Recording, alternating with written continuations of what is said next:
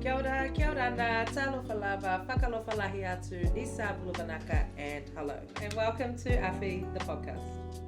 We wanted to create a space where we could have honest kōrero about the realities of what it's like working within this mahi, to share insight and experience and stories. Today we're joined by Nathan Collins, who joins us from Habitat for Humanity Central Region. So kia ora Nathan, thank you for being here with us today.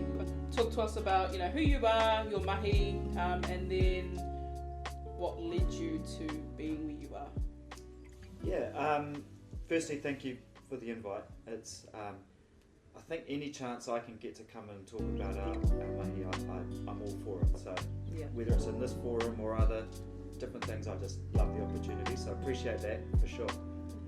My role is I'm the Chief Operating Officer for our affiliate. Our affiliate region is sort of Tuakau to Wellington, so it's quite a large geographic region. My role is overseeing all of our programs, deliverables, families, some staffing in there, and I guess managing projects, I suppose. I've been with Habitat for coming up 13 years, and one of the things I get asked a lot is it must feel so good doing good, and 100% it does, because the perception of Habitat is this charity that our focus is shelter, supporting families in shelter, and that's a whole bunch of different mechanisms and different meanings for people. And so when someone says, "Oh, it must feel really good doing good," it 100% does. The flip side to that is you've got to say no to families sometimes, and that's hard. Or the more stories and families you meet that are dealing with issues and different burdens, that really sits with you. When it's pouring with rain, you can't help but think of families you know of and have met where their roof leaks. Or when it's freezing cold, you know of families that are freezing with kids or elderly. So I guess on a personal level, I'm a real fan of Habitat and the mahi that we do, which is probably a huge reason for why I've been here for as long as I have, and I don't see an end to that. I'm a real genuine fan, and I really hang on to the fact that if it's not us, then who's it going to be? And at the moment, it might as well just be us. Partnering with entities like yourselves. I'm real big on, I don't care who sees it. I just want to go about doing the thing we said we're going to do and do that well. And the thing we need to do well is support our families in need. Yeah, beautiful. That's kind of where I'm at. And so, pre-Habitat, you were a builder by trade? Yeah. A builder by trade. Did my apprenticeship, years and years ago now. Travelled doing the whole building thing. I worked at Wintec for 8 or 9 years as a tutor there for a while. Cool. Built environment department and then into the student learning services. So I was there for a while, and then met while we were at Wintec, met Nick Green, who's my boss, who's our CEO. Oh yeah. We went on a trip to Vietnam as a volunteer experience. I'm just gonna say, so actually, Poe sent the article to me about that trip. Oh, did she? And I didn't know much about it, and this was kind of like something that I was like, I want to know more about this trip because it just looks awesome. Yeah, it's so good. And so, like, I read in the article, it said that you had gone to Vietnam, India, Argentina, and the Pacific. Like, did you go to all of those places, or was it kind of like a group of you that had gone to? Oh, so that's part of our Global Village program. Yes. Okay. Cool. We get to travel into third world countries, meeting families and building houses. So I've been super fortunate to go to a number of countries that you've just listed off. Doing that. So you meet these amazing families. You will never see them again.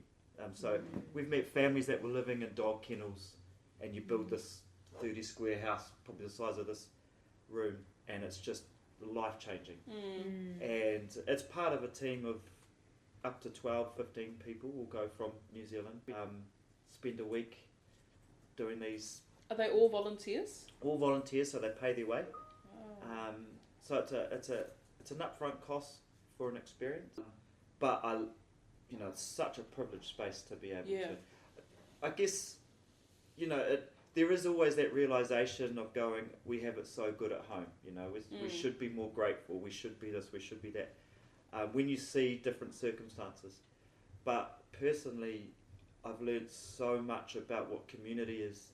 Going to those places and seeing how families live, but how they're able to still be community, how they're able to support their families. That really teaches to me how you love on your community and how you love on your family. When you have nothing and you still choose to be generous, I think that's the real balance. So yeah, Nick and I, we went to Vietnam. It was I think it might have been our first trip together, through a Wintec. Wintec used to be a key partner for Habitat, and so they allowed us to go there. We met, had a great time, built a couple of houses over there, and then when we got back, Nick got this role at Habitat. Cool. And I said, if his position ever comes up at Habitat, let me know. I'd be really keen. And 5 years later, he let me know. Wow. So there was a position. And so I started at Habitat, funnily enough, back on the tools, just started our home repair program. And I was kind of doing the building work as well as all the planning. And it kind of evolved from that to where we are now. So That's amazing. So What being a around the journey. world. yeah, it is a journey. And I can't speak more highly of Nick and his flexibility around how my role, and our board actually, how my role has evolved. Yeah. In addition to like the international stuff that you are doing, what sort of projects do you have, or mahi that you do locally? So I know, do you do like a ready to rent program? Yeah, so we got a number of programs, and sorry, I'm waffling here, but I actually don't care. The international stuff's amazing, and it looks good, and it sounds good, and it's easy to make stories over all of that. Yeah. My personal priority is making sure our own backyard is good. Yeah. Are we knocking on our family's doors, community's doors, going, are you okay? So out of that, we have a home repair program, and that is set around owner-occupied homes, families living there, and for whatever reason, urgent maintenance is required, urgent repairs is required. So that's a huge program for us. We will go in and fix or repair urgent needs in the homes. We have a progressive home ownership program where it's a pathway into ownership. Nice. We have a significant amount of social and affordable rentals. In pensioner space as well, we have an independent living facility, and for pensioners, which is a fast growing population. So we're trying to lean into that side a bit to be ready for when statistics have shown in the next 12 to 15 years that pensioner age will double, but the support is going to be needed as well. So we're ensuring that at best we can support. Ready to rent program, so that's an education program that we do to support families in transitional housing into what it means to be in a private rental. Yeah, so that's a 2-day educational space. Cool. We have home maintenance programs that we do where families learn how to fix and repair stuff in their own home and learn the importance of maintenance. And that's a day sort of hands-on activity. And then there's our healthy homes kaupapa we share with you guys. And that's across, our affiliate is Tuakota Wellington, but there are two other affiliates in this country that do the same work as In well. their areas. Yeah, so there's the Northern affiliate, and then there's South Island, and Nelson. So they It's huge. yeah. Massive mahi, eh? Like, that's so cool. And I really love that DIY space. Like, I think it's so important to upskill ourselves in the space to know that we can actually fix it without having to call on someone all the time, or Yeah, you know, like at a low cost as well. Yeah. Absolutely. Which is really cool. I think where Habitat's good is we are generous with grace, and grace is required to families. Yep. Families don't know what they don't know.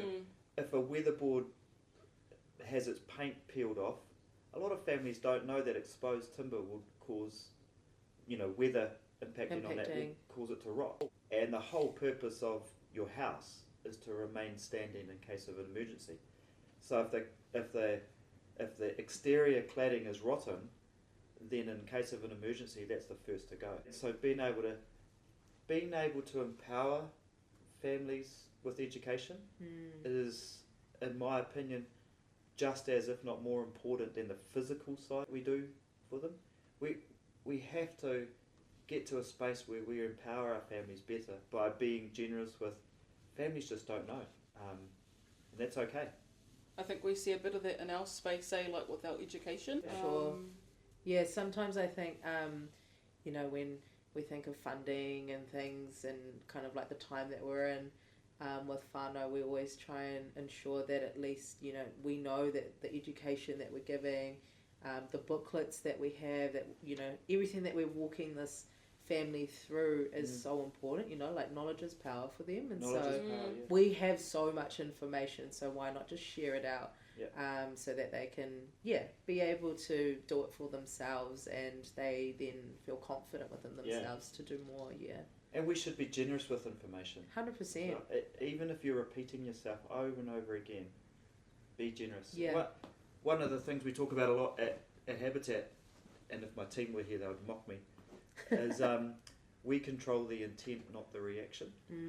Sometimes you're never going to get the reaction you think or hope you're going to. But if the intent's good, the reaction will never matter. And that does require patience and, repeating yourself over and over again. That's okay. It'll sit at some point. And you also never know who's watching. The amount of home repair jobs our team goes to, and we're reminded years later there might be a child that's grown up and remembers the time that we came in and did something on their family. Just never know. That's so true. While we're sort of on that topic, home repairs and stuff, so we've been in partnership, so Awhi and Habitat, for, I think, is it maybe 2.5 years? Yep. Through the minor repairs program. What sort of impact have you seen, within that time of our partnership? It would be remiss of me to not mention this.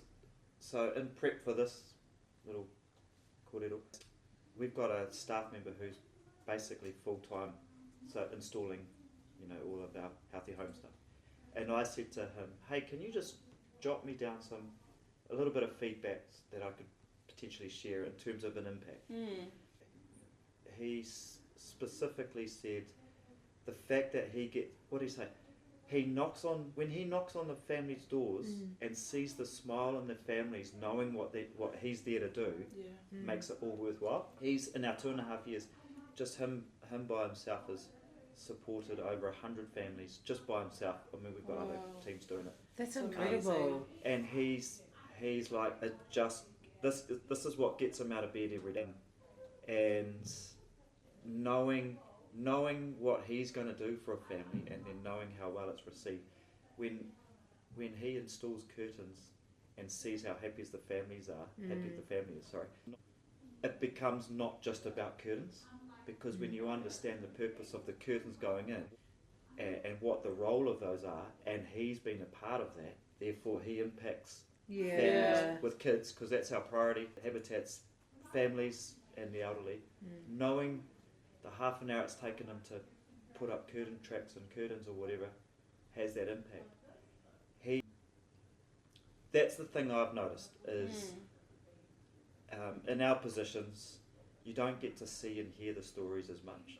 But when you see how it impacts your own team and how excited they are about doing it, that only just bleeds through into how families feel. That's in really my cool. opinion, I'm probably way off, but I think it starts with our team has to be the ones to go in. We've been invited into these families' homes, and so there's a level of respect that needs to be shown because families are whakamara about their home situation. And when they invite you in and say, yeah, we need you guys at this help, we have to be generous with our wording, we have to be sensitive, we have to be okay about having a conversation. It is not about, I don't have time to talk, I've got to go in and do, sorry, you've got time to talk. Get to know the families. And I think that's been a lot of the feedback we've received in this space is, our guys are nice, they're understanding, they're non-judgmental. I think that's the heart of what we're about.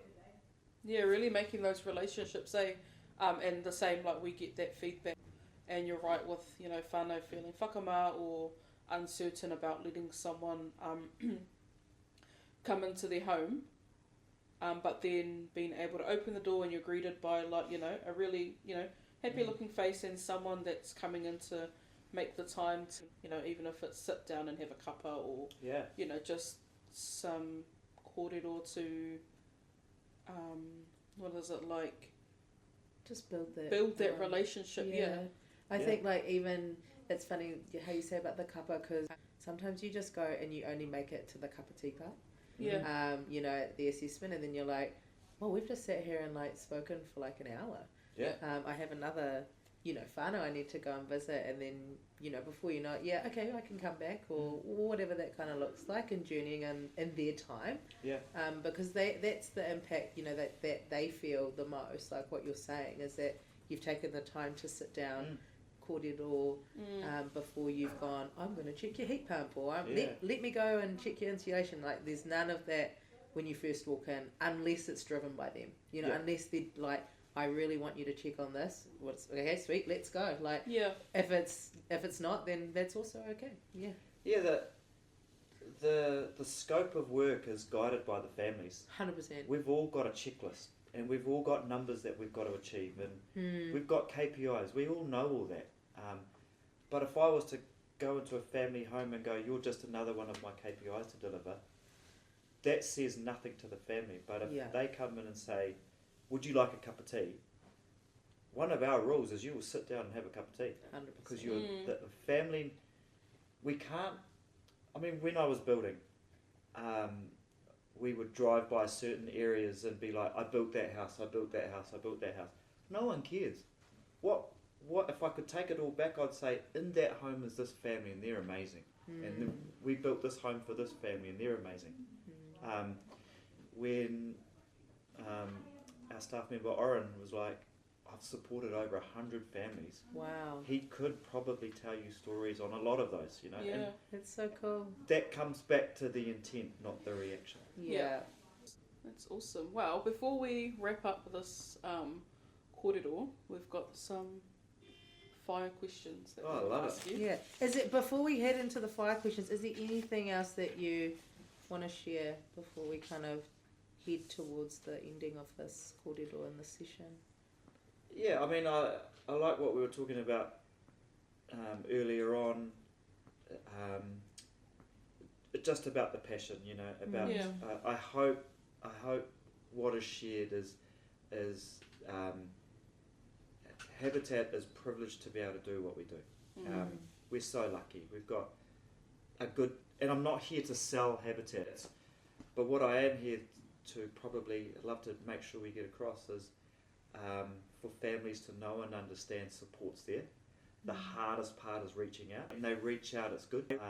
And it may require some tough conversations, but that's still part of learning. That's education. A no is a good tool to use sometimes. It's not one we jump to a lot, but it's education. Support is there and it's available and it's good. We are one part of that support that's available. And I hope that this is reached out to families where they know and understand support's there. Whether it's us or you guys, Kote or whoever, there is support. Yeah. The other part too, and we hear a lot in our education spaces, families don't always realise, they probably know it, but they don't realise they're not the only ones going through the stuff they're going. Sometimes we hear the same story, and families talking to each other is probably the best spread of I don't know, Awareness. support. Yeah, awareness. Yeah. Anyway, Sweet. No, that's Sorry, cool. So for any whānau living in Waikato, they would reach out to Awhi, who is able to then reach out to Habitat for Humanity. Cool. So on that, we've got some questions that we prepared earlier, as you can see. oh dear. So this is a this or that. So it's just a little game. It's just a 10 fire question game that we like to play all the time. This is our first time. Really? Okay, so first question is hangi or boiler? Hangi. Summer or winter? Summer. Phone call or email? Phone. 100%. Plan Hang on, now that ChatGPT is really good, you can just, or Copilot or whatever, that does your emails for you now. Still phone though. Okay. Okay, so we'll call you. Yeah. All Yeah, right. but be brief. Yeah. Plan everything or go with the flow? Go with the flow. In person, hui or Teams meeting? In person. Countryside or beach vibes? Beach. Hello. Yes. Celebrate the win or move on to the next challenge? Ooh. Celebrate the win. But it's not quick fire, eh? But I'm going to add to this. This is a very quick. Yeah, celebrate at the start of something as opposed to the end. So if you get something new and exciting and you're planning it and beginning your planning, celebrate then. Because quite often at the end, you bring up all the stuff that didn't go well. Nice. So celebrate Okay. the concept. There we go. There you go. Boom. Delegate or do it yourself? My role requires delegate. So I'd have to say delegate. Is your desk perfectly tidy or a controlled chaos? No, it's tidy. Hello. Hello. You'll have to Tidy. send us a photo. Yeah, I got you. And start early, finish early, or start late, finish late? Start early, finish early. Oh, yeah. Nice. Hey. Yeah, nice. Oh my god. Okay, and so just to wrap up, what is your question for our next guest? If you're going to leave a question for someone, what would that be? How do you explain to anybody, what's your elevator pitch for your purpose? That's it. Okay, What's what's your your elevator elevator pitch pitch for your for your purpose? purpose? So What's you've your got 10 elevator seconds pitch? to explain your purpose. Ooh, Ooh. 10 seconds even. Okay. Okay. And then when the next one airs, you'll see what their answer So is. that means you'll have to subscribe to our channel. podcast, Yeah. right? Okay. Yeah. Send me a link. Awhi the podcast I don't on know. YouTube. Maybe. But hey, thank you so much for joining us. Like, it's Yeah, such it's all a good. privilege to have you in our space, and kōrero about all of the mahi you do. It's so fantastic. And yeah, thank you for your service to our families and the community. We appreciate it. Yeah, thank you.